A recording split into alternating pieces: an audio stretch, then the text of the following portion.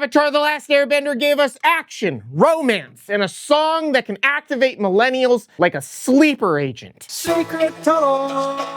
What if the fate of the world depended on a kid who refuses to end someone's life? What if the most powerful state a human can enter could also erase all future hope if they die inside? What if redemption, not revenge, was the real endgame? Come on in and forget all your troubles and worries, and join Mandatory Fun Day for Simpler Times Saturday. Simpler Times Saturday is where we take a break from the noise of the world and reminisce about a simpler time. Avatar: The Last Airbender was and is an iconic children's show beloved by millennials and Gen X. It touched on hard-to-talk-about subjects for kids, such as death, betrayal, and even genocide. It's characterized by beautiful animation and immaculately choreographed fight scenes that were, in my opinion, some of the best of their time. Avatar: The Last Airbender has stood the test of time as a staple among cartoons. I remember the first time I watched Avatar, I was obsessed. I was absolutely obsessed.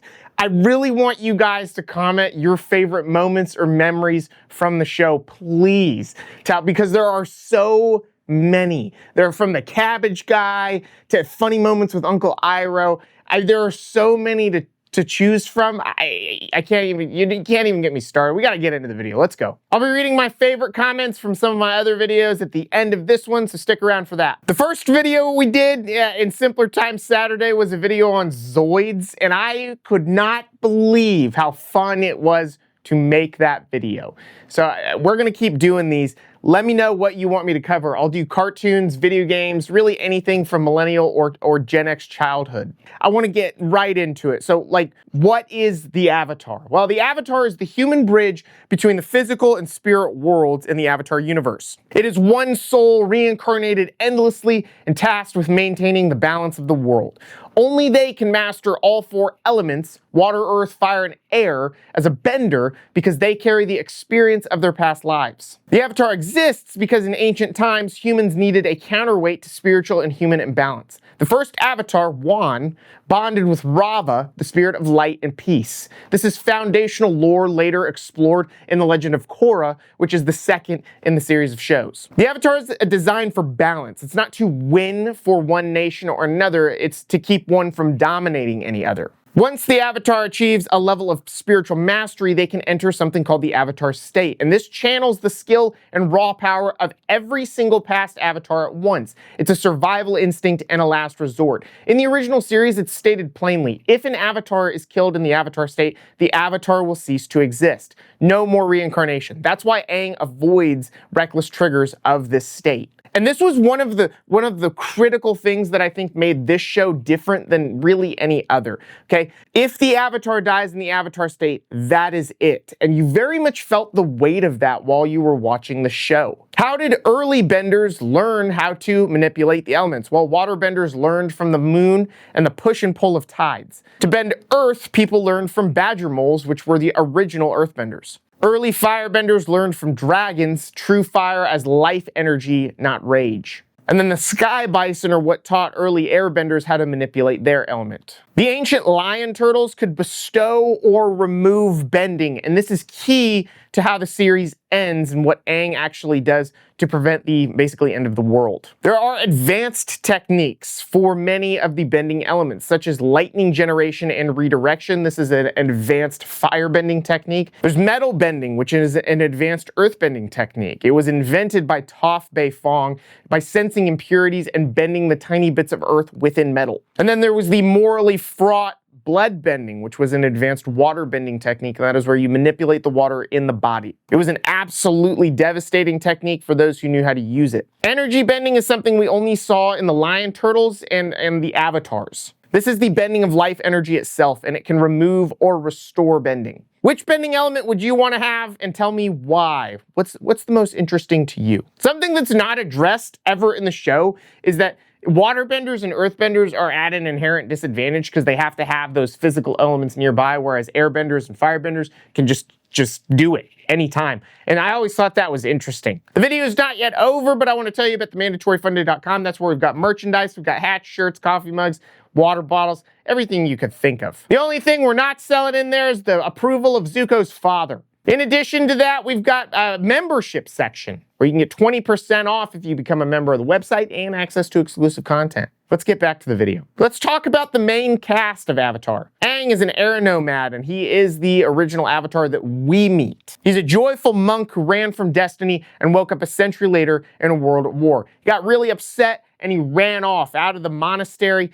and he actually ended up getting frozen. His core conflict through the series is, can you stop a tyrant without becoming one? He continually wrestles with this. He grows. He goes from avoidance to centered responsibility. He learns all 4 elements and then uses energy bending to end the war without killing. Katara is a member of the Southern Water Tribe and a waterbender. She's the heart of the team. She's a healer, teacher, and moral compass for everyone, and she is fierce when lines are crossed. Her arc goes from grief and scarcity to mastery and leadership. Sokka is also a member of the Southern Water Tribe and a sibling to Katara. He is also a non-bender. There are benders and non-benders in the Avatar universe, and I don't ever remember that it's really explained why some people can and some people can't. You're just born with it. Sokka is the strategist, inventor, and comic relief, and he earns his place among the benders. Toph Beifong is royalty in the Earth Kingdom. She is the original metal bender. She's blind. She's a prodigy who sees through vibrations that she can feel in the ground. She invents metal bending and redefines strength on her own terms. Zuko is a Fire Nation prince and a firebender. He was banished by his father, and he is stuck hunting the Avatar to regain his honor.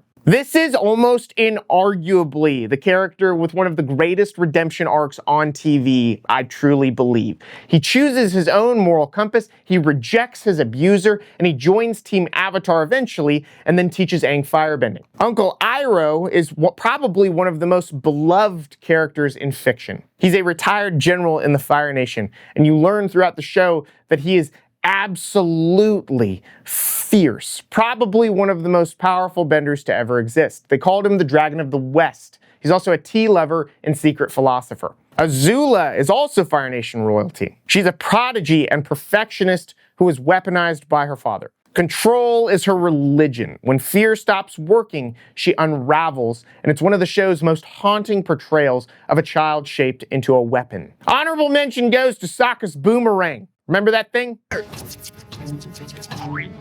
It truly did always come back. Out of everybody, who do you believe had the best character arc? Can't wait to see what you guys say. Let's break down each season, which are actually referred to as books. Book 1 is Water. This is where they wake the Avatar, they map the war, and the Aang learns to bend water. Over this season, Aang learns that after he was frozen in ice, the world has been at war for 100 years. The Fire Nation uses Sozin's Comet to launch the genocide of the air nomads. Sozin's Comet is something that happens very rarely, and it gives firebenders an incredible boost of power. Aang learns that responsibility is greater than avoidance. He can't be just a kid anymore. He's the last airbender and the only bridge to balance. He learns water-bending fundamentals, stance, flow, and redirection, and also early spirit world navigation through Avatar Roku. Aang meets the spirit form of Avatar Roku and starts to get guidance from his past lives. Aang also learns in this season that the Avatar state is real. There's real danger behind its power. The season culminates with the siege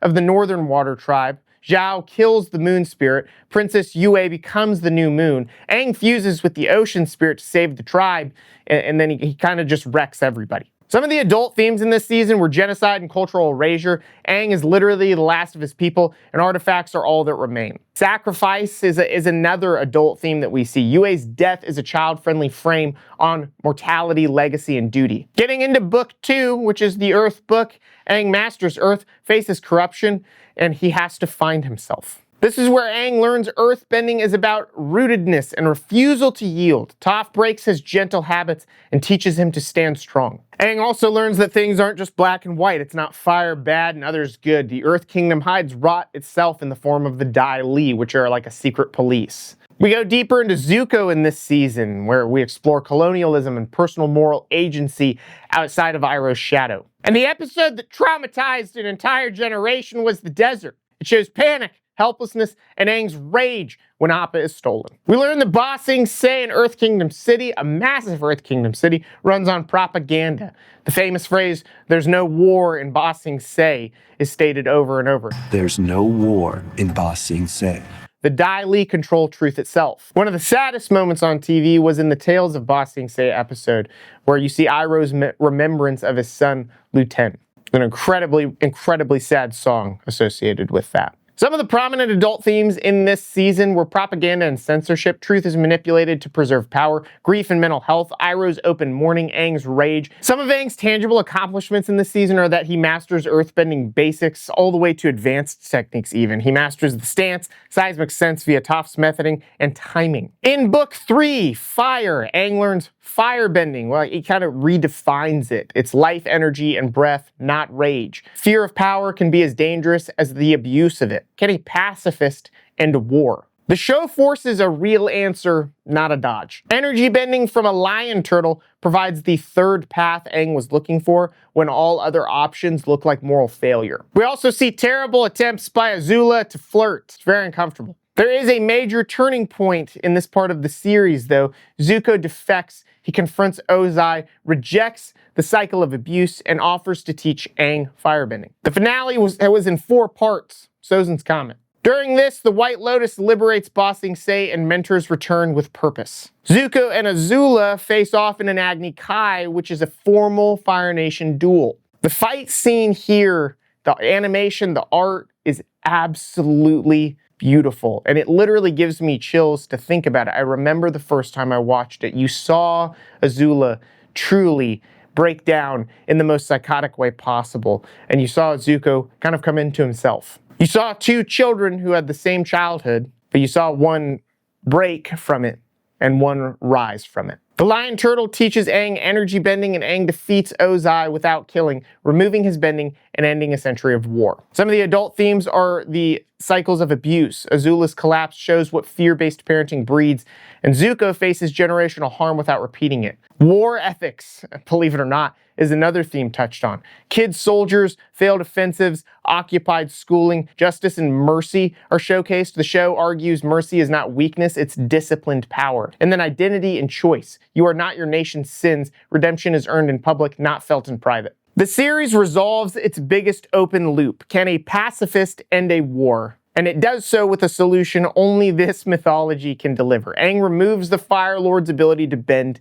completely. Thank you guys so much for watching. You've got the full map, what the Avatar is, why the cycle exists, how each character arcs into the bigger theme of balance, and what Aang learns in every book. If you enjoyed this video, my previous one I did on Zoids, which was super fun to do as well, please go give that a watch.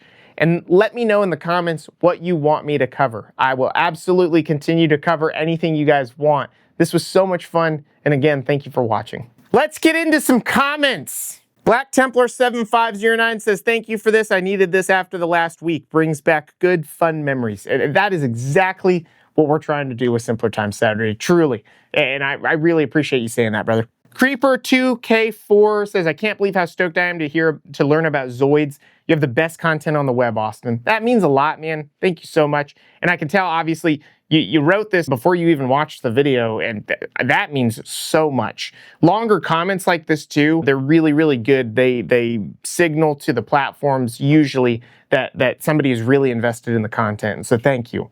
Lucas Blanchard says, you should cover Metabots next. Funny enough, I just wrote a script for a Metabots video, because that was one of my absolute favorites. Pangburn Dark says, do Beetleborgs next. Great vid, by the way. Beetleborgs, that's a great idea. That's all the comments I got this time, guys. Thank you so much for watching. You know, if you want to learn about Zoids, go watch that video, and I will see you next time.